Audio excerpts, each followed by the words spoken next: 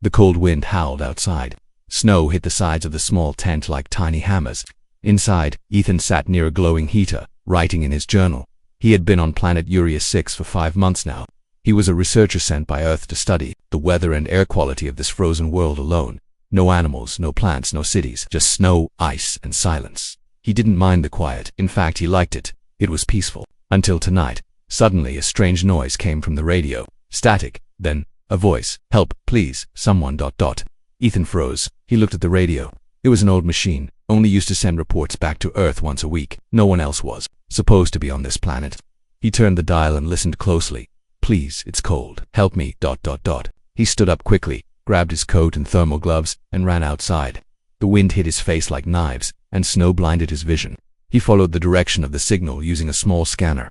Only 60 meters from his tent, he saw something strange in the snow. A shape small and still. It was a girl. She was lying on her side, her body shaking. Her skin was light blue, glowing slightly. Her hair was silver, long, and wet. She wore thin clothes, not made for snow. No shoes. Her feet were red and raw. Hey, Ethan shouted, running to her. She opened her eyes for a second, glowing, widened, then passed out. Ethan picked her up. She was cold, too cold, but somehow still alive. Back in the tent, he placed her near the heater and wrapped her in 3 blankets. Her skin was cold to the touch, but her body didn't seem human. There were small patterns on her arms, like glowing tattoos. Who are you? He asked softly. She didn't answer. Her breathing was slow but strong, almost controlled. He scanned her body with a medical tool. Strange results. Not human, not any known alien species either. Something else. Suddenly she moved. Her eyes opened wide. She sat up fast and looked around the tent. It's okay, Ethan said. You're safe now. She stared at him. Then at the door. Her body was shaking. Not from cold, but fear. They're coming, she whispered. Ethan blinked. Who's coming? She looked at him, right into his eyes. Her voice was calm, but serious. Don't trust the snow. What? He asked, confused. What does that mean? Before she could answer, the tent lights flickered. A low humming sound came from outside. It wasn't the wind. It was something else. Something deep and alive. Ethan turned to look at the entrance. The snowstorm had stopped, but the sound grew louder. He grabbed a flashlight and stepped toward the door. The girl pulled his hand. No, she said, voice sharp. They're close. Don't go out there. Who are they? Ethan asked. She didn't reply. Her eyes were full of fear. Not normal fear like she had seen monsters. The humming sound turned into a low growl. Then silence. Ethan looked at the scanner. No life forms detected. Nothing on radar. He stepped back from the door. The girl was now drawing something on the ground with her finger symbols that glowed for a second before disappearing. What are you doing? He asked. She said, a warning. Ethan stared. Are you an alien? Yes, she said simply. Why are you here? They were hunting me. I escaped, but they followed. Ethan sat down slowly. You sent the signal. She nodded. The wind started again, outside, but this time it sounded different. It sounded like voices. He looked at the girl. Her skin was now fading in and out, like light through fog. For a moment he could see through her hand. What are you? He whispered. She looked sad. A mistake. The heater beeped low. The lights dimmed. Outside. Something brushed against the tent. Slow, heavy, and then it whispered his name, Ethan. He stood up quickly. Did you hear that? The girl nodded, eyes wide. They know you now, she said. They smelled your warmth. Ethan felt cold in his chest. What do they want? She looked at him with eyes full of pain.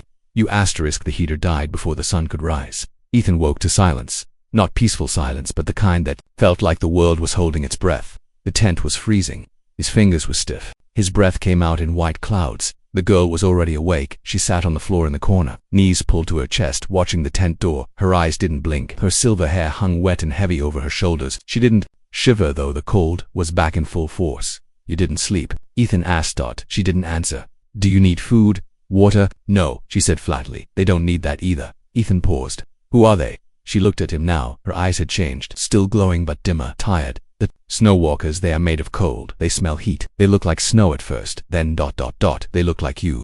Ethan forced a smile. You're joking, right? She didn't smile back. I'm not made to joke, she said. That sentence gave him chills. Outside, a soft tapping began, like fingers or claws, brushing against the tent's outer walls. Not loud, just enough to make the air feel too still. Ethan checked the radar screen again.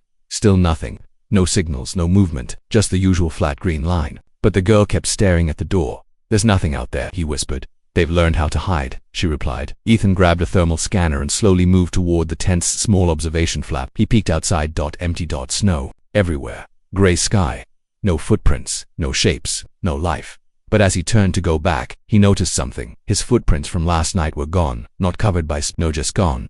The snow was untouched, like he had never walked through it at all. Back inside. The girl was drawing again, more symbols, this time on the plastic floor with a small piece of metal. She carved strange shapes, lines, and circles. Every few seconds one of the symbols would glow briefly, then fade. Ethan sat down and stared at the marks. What do they mean? They're a lock, she said. For what? For keeping them. You ought. Ethan stood, frustrated. Okay, stop. I need real answers now. Who are you? What is happening here? She looked up at him. You brought me into the warmth. That makes you a target now. Ethan's mouth went dry. Target. They can't enter unless invited. Warmth is an invitation. They live in cold, but they feed on heat, on memory, on you. The tense walls groaned suddenly, like something heavy leaned against it. The lights flickered once, then went dark. Only her symbols glowed faintly now. The radio crackled to life again. Ethan turned sharply toward it. A voice came through his own. Ethan, it's me. I'm outside. I need help. Ethan's eyes went wide. That's my voice. The girl stood up fast. Do not open the door. But he started. It's not you. It's wearing your voice. Ethan backed away from the entrance. His head spun. None of this made sense. He wasn't trained for this. He was just supposed to record wind speeds and temperature logs, not fight invisible snow creatures that wore people's voices. Outside, the voice continued. Ethan, please. I'm hurt. Then the voice changed. It started laughing slowly. Hollow. Wrong. Then silence. Ethan turned to the girl again. Why me? Why now? She looked at him with something like sadness. Because you were the only one who answered. A shadow moved across the wall behind them. Tall, thin, wrong. Ethan grabbed his emergency toolkit and pulled out a flare gun. Not a weapon, but at least something. Something bright, something hot. They feel light, the girl said, but only true light, not fire, not lamps, truth, memory, hope. Ethan had no idea what that meant, but he tightened his grip on the flare gun anyway. The radio whispered one last time, let me in, Ethan, I'm cold. The tent shook violently, then silence again. Ethan looked at the girl. Her skin was flickering, glitching like a broken screen, half visible, then gone, then back again. What's happening to you? I'm not supposed to stay this long in one form, she whispered. But I had to warn someone. Ethan stared at the door, then at her. You warned me. Now what? The girl looked out into the growing gray light. Now her voice was barely a whisper. Now we survived till night. She bled light, not blood, not anything red or warm. When the girl scraped her knee on the corner of the tent frame, a small cut opened, and from it, tiny particles of glowing dust floated out like stars escaping skin. Ethan stared, frozen. He had seen a lot of strange things in his time on alien worlds. Two-headed lizards, glass rain, singing plants, but never this. The girl didn't flinch. She simply covered the cut with her hand and closed her eyes. The glow stopped. Ethan finally found his voice. What are you? She opened her eyes slowly. I told you, she said. A mistake. That wasn't an answer, but somehow, it was worse than one. Outside, the snow had started falling again. But it wasn't like normal snow. Each flake looked too slow, too perfect, like it wanted to land in certain places. The wind wasn't blowing, but the snow moved sideways anyway, like it was choosing its path. Ethan had sealed the tent as tightly as possible, but the temperature inside kept dropping, even though there were no openings. His breath came out faster now, thicker clouds. You're losing energy, she said. He turned. What do you mean? She pointed at the heater. It was on, but no heat came from it. The air stayed cold. Too cold. They're pulling warmth out. She continued. From inside. From you, too. Ethan felt his chest tighten. Why are they after me now? I didn't do anything. You invited me in, she replied, with something like guilt in her voice. You cared. That's enough. Ethan looked down at the symbols she'd drawn. Many had faded. The lock, she called it, wasn't holding anymore. You still haven't told me what you are, he said again, quieter this time. She stood up and took a deep breath, like preparing for something heavy. My name is Syra, she said at last. I was made, not born, a long time ago. By another species. They wanted a perfect scout, one who could walk between worlds. Listen, learn, survive. Are you a machine? No, she said, but I was built from different DNAs, some of it human. Ethan stared. They used human DNA to make you. She nodded. That's why I can speak your language. That's why I think like you. He took a step back. And these creatures out there, they're after you because you escaped. She hesitated. No, she whispered. They're after me because I'm broken. I saw something I wasn't supposed to see. I remember something they tried to erase. She turned and looked outside through the plastic window flap. In their world, memory is dangerous. Ethan tried to make sense of that. What did you remember? A place, a symbol, a name. What name? Syra looked back at him. Her face was pale, her light flickering again. Earth. Ethan froze. They told us it was gone, she said softly. That your species was wiped out a long time ago. But I found records, real ones, files hidden in the snow, photos, audio, laughter cities, blue skies. She stepped closer, voice trembling now. "You're not extinct. You're alive, and they're scared of that." Ethan swallowed hard. "Why would they lie?" Syra answered without pause. "Because humans fight back." A sudden high-pitched sound pierced the tent like ice cracking. Sharp and endless covered her ears. Ethan fell to his knees. The sound seemed to come from inside their heads, and then it stopped. Ethan looked up one of the tent walls. Now had frost growing in a perfect circle. Syra's face went pale. "They found us," she said, "but you said they can't come inside." "They can't, unless I change." Ethan stood quickly. "Change into what?" Syra didn't answer. Her body began to glow brighter. Her hands trembled. Her voice became two voices, one soft, one distorted. "I was built to unlock doors. Any door." Ethan stepped back. "Wait, what are you doing?" "I don't want to let them in," she said through tears. "But if I lose control, they'll use me." The frost circle on the wall cracked open. A small line split through it, like an eye blinking. "Help me," she whispered. Ethan looked at his flare gun, now useless. The heat was gone. The power, dead. Even the metal of his tools was cold to the touch. And yet he stepped toward her. "What do I have to do?" Syra looked up at him. "Make me remember who I was before they changed me." The first one didn't walk.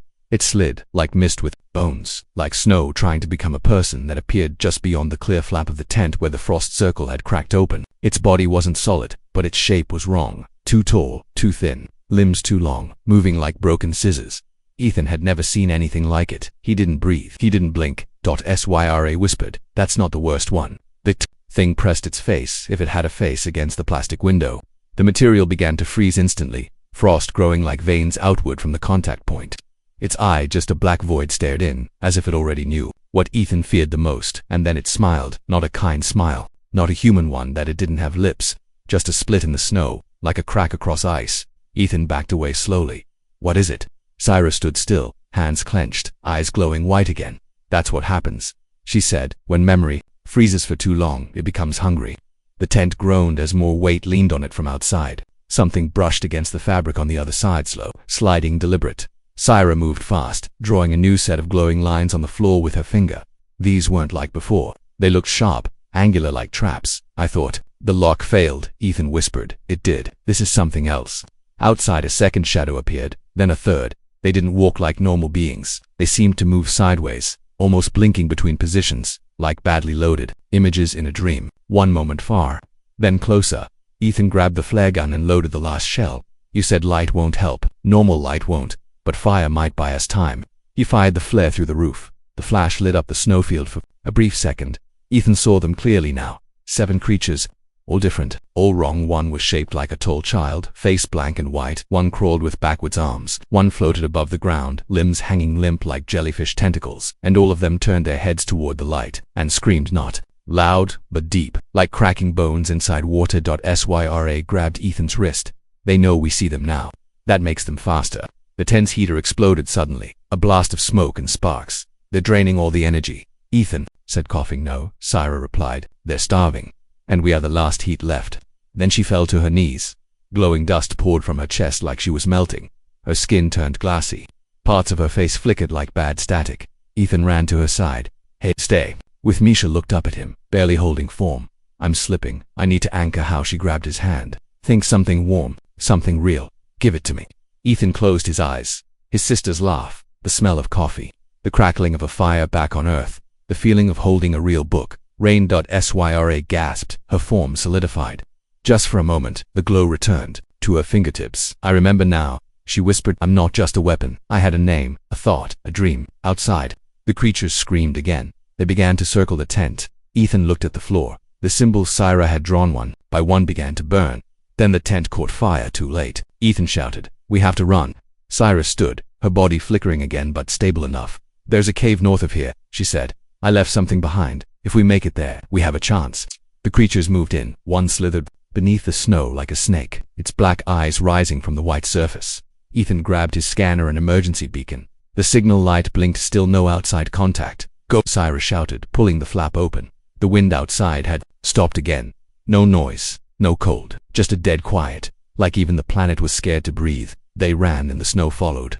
The cave wasn't on any map, because it wasn't a cave. It looked like a cave from the outside, frozen rock, jagged opening, half covered in drifting snow. But as Ethan and Syra stepped inside, the ground didn't crunch like ice, it hummed. Walls glowed faintly, like something deep underground was breathing.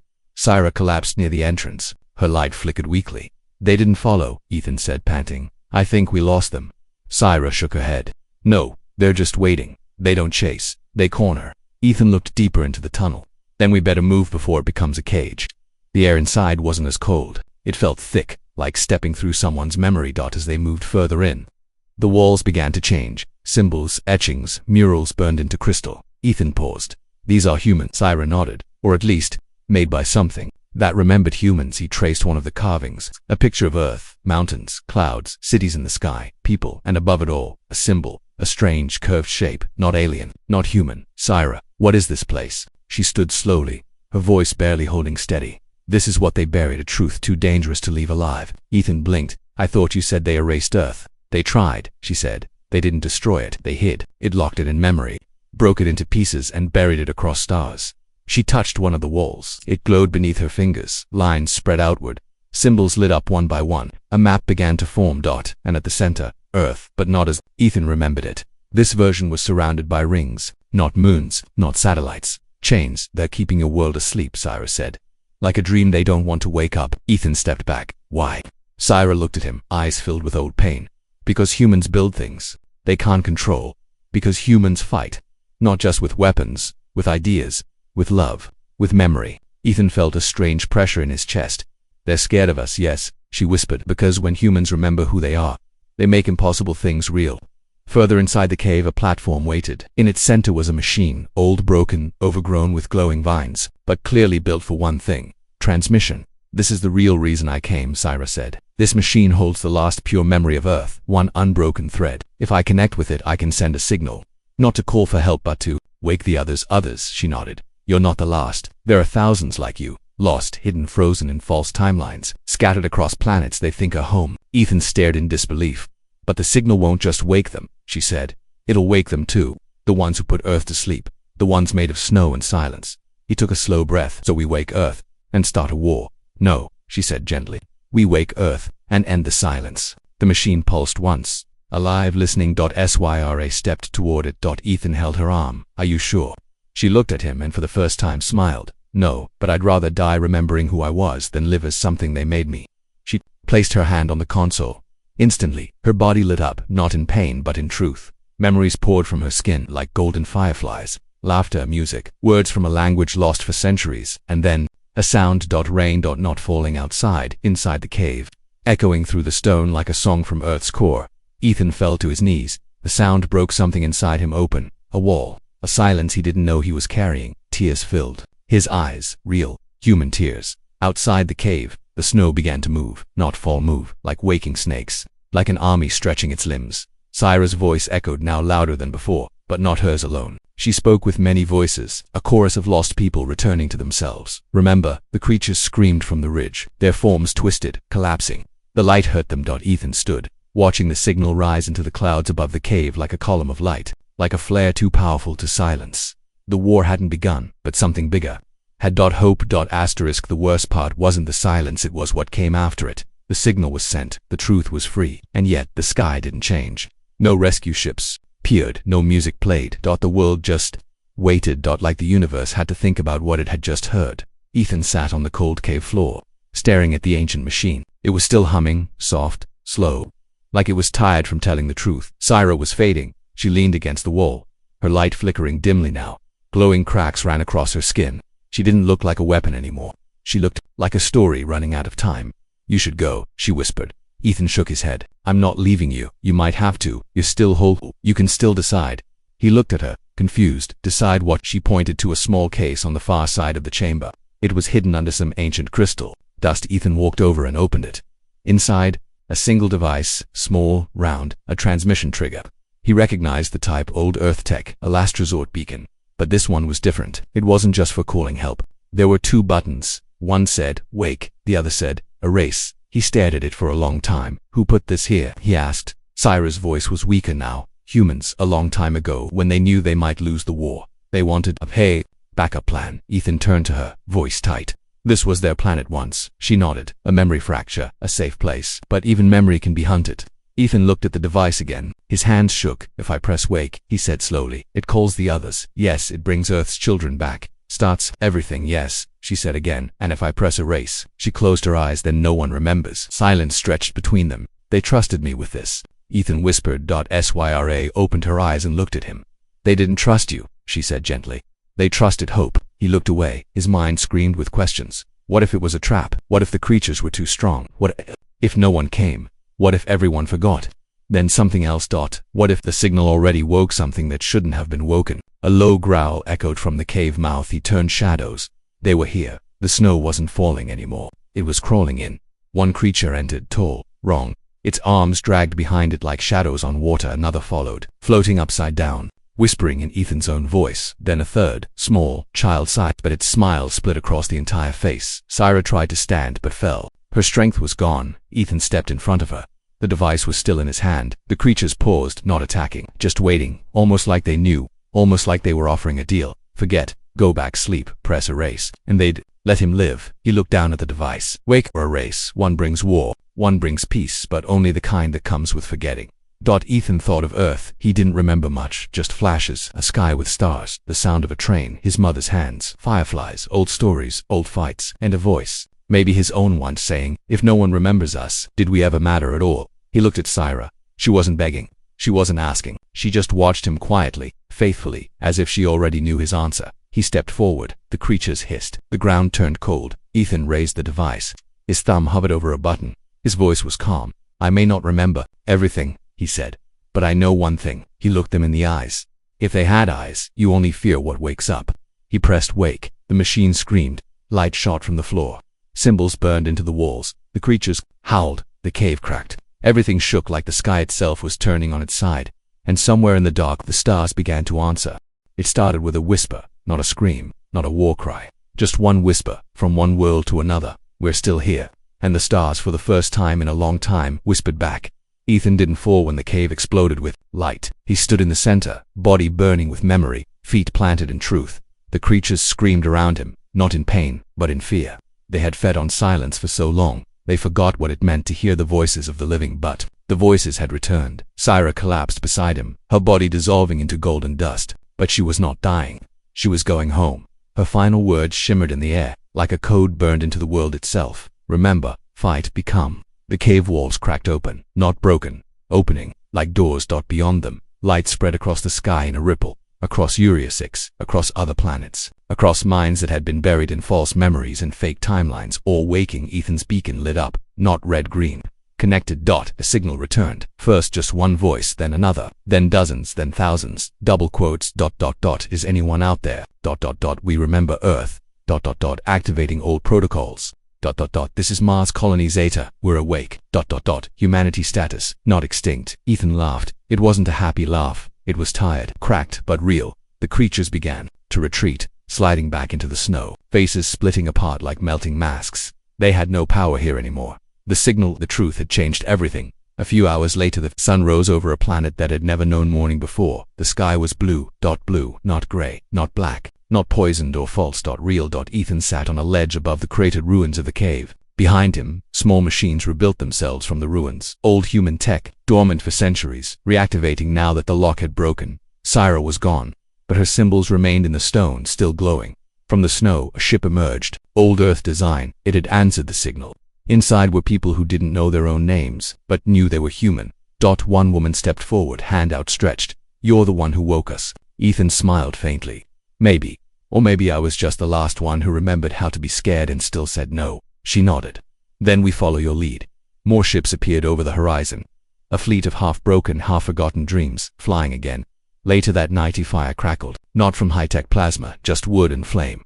Ethan sat beside the others, eating real food for the first time in years, laughing, listening. A child asked him, what were the snow creatures? He didn't answer right away. Then finally, they were what happens when no one fights for the truth.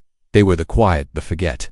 The child nodded, not fully understanding but enough to know they were gone. A voice called from one of the nearby comms towers. New signal incoming. Earth beacon just went active. Everyone froze. Then cheers. Someone shouted, we're going home. Ethan looked up at the stars, but he wasn't thinking about Earth, he was thinking about Syra. He whispered, you were never a mistake. And, far above, a streak of light crossed the sky. Final lines. This isn't the story of a war. It's the story of a spark, a human spark. not made by weapons or machines, but by the choice to remember, to resist, to feel, to fight back, not with hate, but with hope. And once hope wakes up, it never sleeps again.